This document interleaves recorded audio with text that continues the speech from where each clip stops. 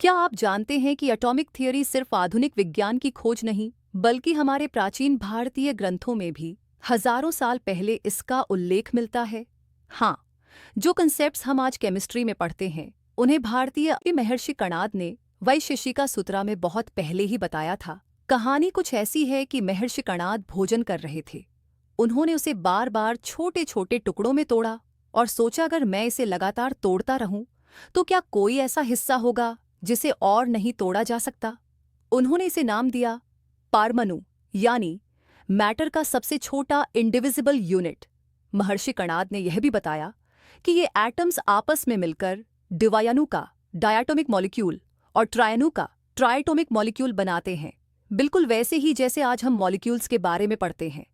लेकिन एटम्स आपस में जुड़ते कैसे हैं? कणाद ने कहा कि एक अदृश्य फोर्स, जिसे उन्होंने अदृष्टा कहा, एटम्स को जोड़ती है। आज हम इसे केमिकल बॉन्ड्स के नाम से जानते हैं।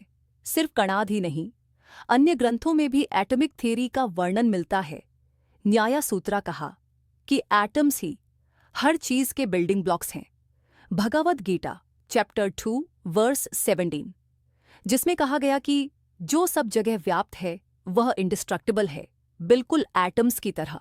जैन और बुद्धिस्ट टेक्स्ट्स एटम्स को एनर्जी पार्टिकल्स के रूप में डिस्क्राइब करते हैं। अब इसे कक्षा 9 के केमिस्ट्री से जोड़कर देखें। Ancient Indian science, modern science, पारमाणु, smallest unit of matter, atoms, द्वियाणु का, ट्रायणु का, मॉलिक्यूल्स, अदृष्टा, इनविजिबल फोर्स, केमिकल बॉन्ड्स। देखा, हमारे प्राचीन ज्ञान और मॉडर्न केमिस्ट्री में कितनी समानता है।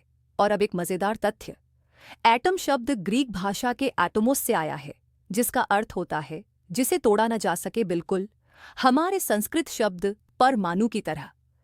तो अगली बार जब आप केमिस्ट्री में एटॉमिक थ्योरी के बारे में पढ़ें, तो याद रखें, ये सिर्फ मॉडर्न साइंस नहीं, बल्कि प्राचीन भारतीय डिस्कवरी भी है।